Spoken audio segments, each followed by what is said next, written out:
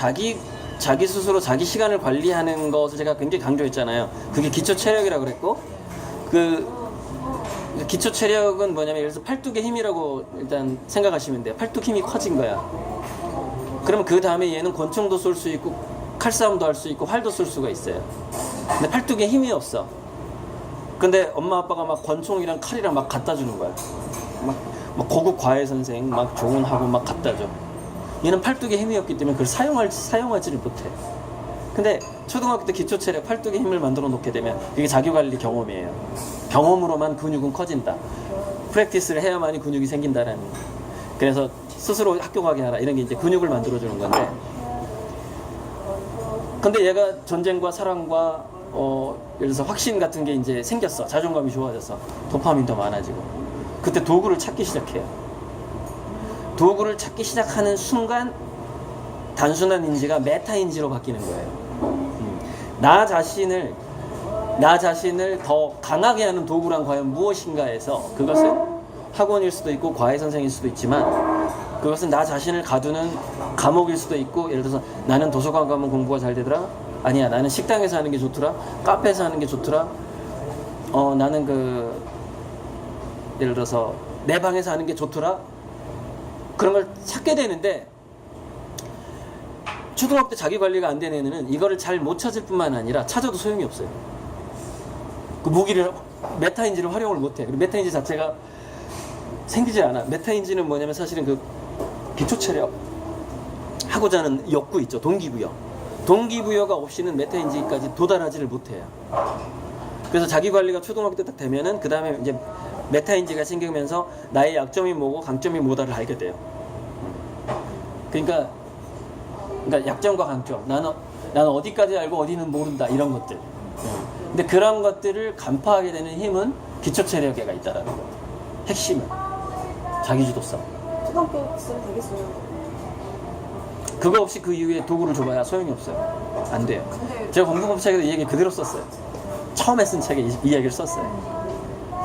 근데 왜 명문대 아니면 인서울 한 아이들의 대부분을 봐도 요즘에 왜 엄마가 이렇게 좀 관리형으로 이렇게 막 학원 좋은 학원 보내고 아니면 과외까지 붙여가지고 대학교 보내는 경우도 많고 거기서 또 계속 공부하잖아요. 대학 가서도 취업하기 위해서 그렇게 잘 자라는 애들도 많지 않나요? 그게 잘 가는 애들도? 초등학교 때 기초 체력이 없이 자라는 애가 있거든요. 바로 그런 방식으로 관리 방식으로. 그게 왜 그러냐면은 12살이 넘게 되면은 경쟁 심리가 생겨요.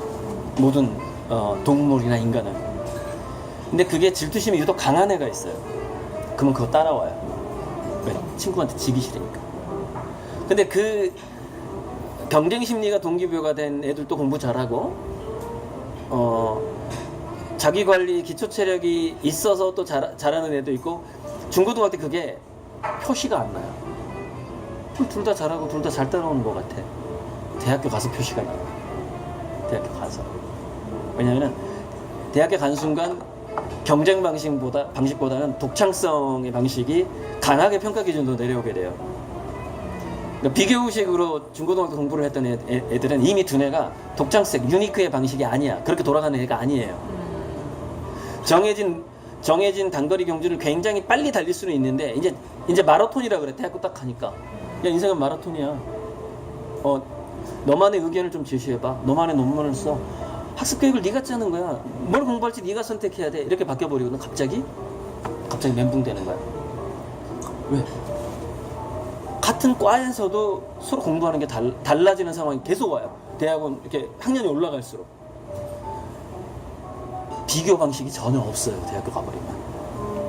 근데 얘 동기부여는 중고등학교 때 비교 방식으로 동기부여가 되었던 거야. 그동안 완전 무너져버려요. 대학교 때 의욕 상실돼버려. 대학교 때 내가 하고 싶었던 일을 찾아서 학교를 그만두고 과를 다시 전형하는 경우도 많이 생긴다 하더라고요. 네, 반수라고 하기도 하고.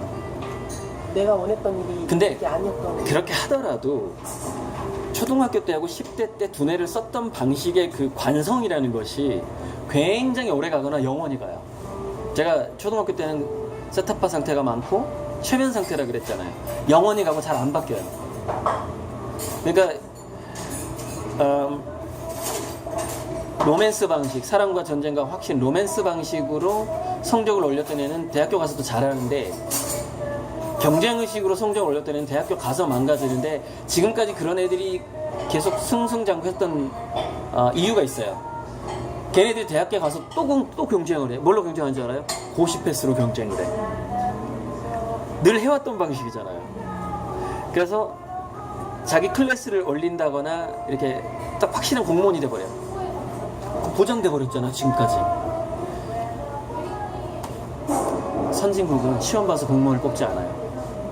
우리나라 공무원 선발 제도가 선진국형으로 바뀌어봐야 앞으로 실무 방식으로 바뀌어요.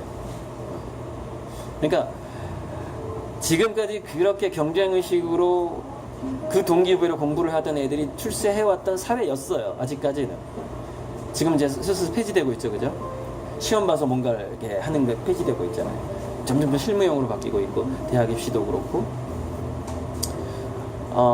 근데 이게 가장 빨리 바뀌는 곳이 기업 같은 데고 하기 때문에 자기 두뇌 살아왔던 방식을 쉽게 바꾸지를 못해요. 그래서 그런 애들은 지금 기업의 형태가 M&A 되고 빨리빨리 기업의 형태가 바뀌기 시작하면서 중간중간에 명예퇴직하는 애들 있죠. 대부분 그런 애들이에요. 그러니까 초등학교, 중학교, 중고등학교 때 비교의식에 의해서 공부한 게 아니라 뭔가 다른 동기부여와 기초체력과 자기주도성을 가지고 공부하는 애들은 살아남아요, 회사에서. 회사가 바뀔 때마다 적응을 잘해. 네.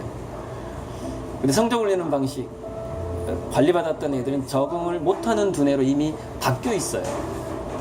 늘 하던 거는 잘하는데 새로운 아이디어를 내보라면 머리가 하얘져. 자기는 그렇게 살아본 적이 없어. 저희 회사에 연구소가 있는데요. 사드리아 쪽에 직원을 뽑잖아요. 네. 뽑게 되면 처음에는 뭐 학벌 위주로 뽑다가 그렇죠. 몇 달 안 버티고 나가요. 힘드니까 중소기업이랑 나가요. 그래서 뽑다 보니까 인재가 없어요. 조금 눈높이를 낮췄어요. 전문대에서 또 뽑았어요. 그 애들이 좀 더 오래 버티더라고요. 그쵸. 왜냐면 하드웨어라는 게 바닥부터 뭐 해가지고 막 이렇게 해야 되는 게 많아서. 근데 오래 못 버티고 나가요. 그래서 생각을 바꾼 게 큰 스킬을 요구하진 않거든요. 끈기와 인내 이런 걸. 그래서 공고를 많이 돌렸어요. 공고? 네. 그 임금에 차라리 공고에서 2명을 뽑으니까 너무 잘하는 거예요. 오히려 머리를 써서 일하려고 노력을 해요. 근데 대학 뭐 이런 대학원 졸업한 사람들 뽑아면 머리를 써서 일을 하려고 하지 않더라고요. 근데 저희 회사 점점 갈수록 학벌이 아니고 그 재능? 그리고 또 현장 적응력 이런 걸로 적응력. 사람을 뽑게 되는 거예요. 마지막에 적응력만 남아요. 네. 적응력. 그게 되게 다르더라고요. 근데 그 적응력만 남는 게 지금 구글, 그러니까 망하지 않는 기업의 특성이에요. 오히려 더 잘 되고 있어요. 뽑아가지고 적응력이 없는 애는 다 내보내버려요. 근데 이제 왜 명문대 지가 못 버텨서 지금. 맞아요. 지가 못 버텨. 그게 크더라고요. 이제 명문대에 다니는 학생한테는 기회가 더 많이 주어지잖아요. 그래서 제가 명문대 가라고 강의하잖아요. 근데 문제는 뭐냐면은 자기 애를 보고서 어떤 방식을 선택할지에 있어서 명문대라는 것이 이미 가장되면 안 된다는 거죠. 그럼 실패 확률이 더 올라가 버린다는 거죠. 그 명문대를 오히려 가장하지 않을 때 더 명문대 갈 확률은 더 올라간다는 거죠. 그게 앞으로의 사회라는 거예요. 교육계도 그렇게 바뀔 거고. 어떤 엄마들 애가 이제 요리나 이런 걸 좋아하니까 네가 그러면은 거기도 나오고 요리하는 고등학교 가서 하고 또 나는 애는 또 애가 그런 걸 좋아하니까 그런 데로 가서 네가 대학교 가고 싶으면 그 과가 있는 대학교로 가라. 근데 그쪽 여기가 유명하다더라. 그러니까 걔가 그쪽으로 공부를 그런 식으로. 근데 애가 지금 영어 학원도 다니고 또 무슨 뭐 로봇 조립하는 뭐 레고 학원도 다니고 뭐 갔다 오면은 두세 시간이 훅훅훅 가니까 낮 시간을 전부 학원에서 보내고 집에 오면 이제 5시간 넘는 거예요. 그럼 그때서 이제 뭐 저녁을 그때 이제 김치찌개 끓여 먹어야 돼. 막 그렇게 하는데 그게 힘들어서 가기 싫어를 하면 그 남편하고 고민을 했는데 남편이 하는 말이 지가 힘들 때마다 하지 마라 이거 하지 말게 포기를 하지 마라 그래서 회피를 피하게 되면 걔의 그 태도가 그 삶의 어떤 태도가 극복하지 못하고 힘든 감은 오면은 피하는 애로 바뀌지 않을까 그런 걱정을 하는 거예요. 그게 보통 이제 지금 아빠 70년대생들까지 받았던 교육이죠, 그게. 거기서 벗어나질 못해. 그러면 그게 예. 나쁘진 않다는 말씀. 예. 그러니까 그게 이제 피할 수 없으면 즐겨라 하고 즐길 수 없으면 피하라의 컨셉인데 지금 애들은 즐길 수 없으면 피하라 컨셉으로 가르치지 않으면 다 불행해져요. 즐길 수 없으면 피하라. 피하라. 즐겨야 되는 거예요. 그거 중심으로 가야 돼. 왜? 피해야 되네. 피해야 돼. 알아서 피해가야 돼. 그러니까 오늘은 쉬어하고 학원에 대신 전화해줘야지. 우리 애는 학원비는 제대로 낼 테니까 얘가 학원 가기 싫어할 때는 그냥 안 보내겠다라고 얘기를 해야 돼요. 그래야 얘가 스트레스를 안 받아. 보호해줘야 돼, 엄마 아빠가 차라리. 학원 선생과 학교 선생한테. 그러니까 애 편을 들어줘야 되는 거지, 어떻게 보면 엄마 아빠가. 근데 이제 네가 정하기 싫으면 안 해도 돼. 이제 이런 게 있는데 또 걔는 지가 하고 싶은 또 욕심은 있어가지고. 아니 그러니까 너는 그 학원을 30%만 다녀도 되고 20%만 다녀도 되고 50%만 다녀도 돼. 그러나 이렇게 얘기해줘야지. 그러나 사실 엄마 아빠가 100% 학원비를 다 낸다는 것만 기억해 주렴. 돈 아깝잖아. 그리고 어떤 날은 2시간, 3시간씩 하고 올 때 있어서 태권도를 어느 날은 가기 싫다고 그러고 어느 날 가면 막 2시간, 3시간씩 민서 항상 그런 하고 오는 거라서 그냥 본인이 그날 컨디션이 나 오늘 그렇죠. 더 하고 싶다. 그러니까 모든 상황에서, 그러니까 제가 학습지 예를 들 때도 그래요. 네가 좋아하는 거 그냥 절반만 풀고 끝내. 엄마는 너 이거 학습지 다 안 풀어도 돼. 3분의 1만 풀던가. 그리고 놀면 돼. 다 하라고 하면 안 돼요. 왜냐면은 0이냐 100이냐로 가면 안 돼. 그럼 얘는 선택을 못 해. 0%부터 100%까지 다 괜찮아. 이렇게 해줘야 돼. 내가 99% 해도 되고 10% 해도 돼. 이렇게 하면은 그게 자기 주도성의 시작이에요. 근데 얘가 10% 30% 하다가 얘가 즐길 수 없을 것 같아, 예를 들어서. 그럼 퍼센트가 계속 줄어들어. 언젠가 그만두게 되지. 근데 얘가 적성에 맞는 거야, 예를 들어서. 그게. 처음에 20% 하다가, 재밌네. 30%? 40%? 그게 99%까지 가야 된다는 거예요. 이게 즐길 수 없으면 피하라 컨셉이에요. 접근 동기. 회피 동기가 아니라. 그러니까 우리가 퍼센트를, 야, 너가 몇 퍼센트 공부할지 또는 몇 퍼센트 출석할지를 선택권을 우리 애들한테 주지 않는다면 지금 현재 공교육 이 상황에서 아파트에서 크는 애들한테 자기 결정성을 줄 만한 거리가 거의 없어요. 학습지를 그거라도 실패하는 결정권을 줘. 그렇지. 실패하는 제일 그거라도. 큰 이유가 학 과목이 10과목이다. 그러면은 한두 개만 잘하면 돼. 이것도 결정권을 주는 거예요. 선생님은 야단칠지 몰라도 엄마는 네가 좋아하는 것만 잘하면 돼. 라고 얘기해주면 걔는 결정을 할 수 있죠. 그걸 근데 다- 그런 게 있잖아요. 어른들은 경험을 해왔잖아요. 예. 이때쯤에는 그래도 그때 내가 이만큼 했으면 내가 지금 후회하지 않을 텐데라는 그 경험이 있기 때문에 어린 애들인데도 불구하고 싫어도 시키는 게 있단 말이에요. 그게 70년대 생까지의 한계라니까. 참나. 아니 80년대생이 지금 그러는 거예요 지금? 미치겠네. 그런데 나중 돼도 그게 변하지 않을 거라는 생각이 드는 거야. 네가 변해야 돼. 네가 좀 격리해야 돼. 너네랑 격리시켜. 지금 그러니까 이게 사회가 이게 우리나라 지금 어른들의 그 맹목적인 어떤 믿음? 왜냐면 신념 저도 같은 아까 말씀하셨던 우리나라가 사고지. 10년 뒤는 후진국이 될 거라는 거에 극히 동감을 하거든요. 네네네. 우리나라는 사업하기도 힘들고 같이 도태되고 있어요. 후진국 때. 그걸 극히 동감을 하기 때문에 나가야 돼요. 애들도 나가야 돼요. 네, 그러려면 나가려면 여기 있는 애들과 경쟁해서 나가야 된단 말이에요. 아니면 나가서 또 경쟁을 하던가. 그렇진 않고 동기부여가 사실은 동기부여가 더 중요해요. 나가서 난관이 왔을 때 그럼에도 나는 꼭 하고 싶은 게 있는 거야. 그 해외에서 그 일이 너무 하고 싶은 거야. 그러면은 그게 더 적응을 더 잘하죠. 여기서 경쟁해서 나가는 방식 지금 없는데 지금 몇 년대생이에요? 미치겠네. 그런 거 없어 지금. 없어졌어요? 그런 방식 없어졌어. 지금 다 직구야 직구 세대. 아니야?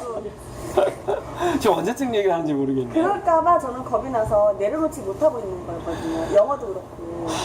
제발 내려놓으세요. 내려놓으니까 내려가 지금. 이제 1학년인데. 1학년이면 나는 그때 그렇지 않아요? 생각 없이 그러니까 옛날에 이 시대는 준비를 항상 하고 있어야 됐었잖아요. 그렇지. 우리의 목표는 서울에 있는 대학교 뭐 이런 거였잖아. 그게 목표. 지금은 아니잖아요. 세계화 되어 있으니까 그게 목표니까. 내가 맨 처음에는 더 내려놓지 못해. 그다음에 완성으로 나가기 위해서. 그다음에는 이제 경기도민 대학이라도 지금은 이제 직업고등학교를 얘기하고 있어 내가. 그러니까 점점 내려놔. 학교에서도 대학 가는 사람도 많아. 근데 그쪽으로 더 해서 오히려 그런 그 데가 관련 학과 훨씬 어드밴티지. 내신을 더 딸 수도 있고 그렇거든요. 바로 어드밴티지 있어요. 관련 학과로 가면 잘 뽑아줘요. 맞아요. 길은 많아. 그러니까 의지가 문제지. 지가 그 동기부여가 문제인 거지. 길은 언제든지 탄생할 수 있고. 이미 났어. 제가 그래서 된다고 공부는 그래서 그런 거 같고. 제가 자식이 55세, 자식이 50대 될 때까지 절대 판단하지 말라 이 얘기를 꼭 제가 부탁하거든요. 40대까지 개처럼 살아도 아니야 우리 자식은 50대 때 잘 될 거야. 꼭 이렇게 믿어야 돼. 30년 동안 개처럼 살아도 난 50대 되려 아직 멀었어. 가능성 있어. 그때면은 막 80이고 이거 얼마나 참 얼마나 오래 이 미음새 봐봐. 그 엄마들 아직까지 자식 놓지 못해가지고. 네. 얼마나 오래 참아야 되는데요. 학력 파괴자 책을 좀 사서. 참 학력 파괴자들 제가 정선주 작가 좀 보러 갈 건데 여기서 커피 마시고 가면 이제 일정이 안 될 것 같고 그 오산시 중앙도서관에 가서 마시고 싶거든요. 그 작가를 불러내서 중앙도서관 바로 옆에 있는 카페를 찾아서. 1층에 거기 있어요. 커피 마시는 데가 있어요. 알아요? 네. 어. 저 우선 거기서 잘 살았잖아요. 그래서 그럼 도서관에 딱 주차하고 예, 지하에 주차하고 1층에 바로 있어요? 예, 이쪽에 탁 트여 있는데 저 어쨌든 지금 그쪽으로 이동을 할 테니까 정선주 작가랑 같이 커피를 하시거나 아니면은 여기서 헤어지거나 해야 될 것 같은데 시간 많으면 따라가죠. 저는 이제 딸이랑 둘째 딸이랑 애번에 약속을 했어. 아까 약속은 꼭 지켜야 된다 그래가지고. 약속 지켜 사소한 약속이야 오기만. 나도 어제 하지 않았나? 인내심이 줄어들어 인내심. 어제 올라 어제 내가 얘기하지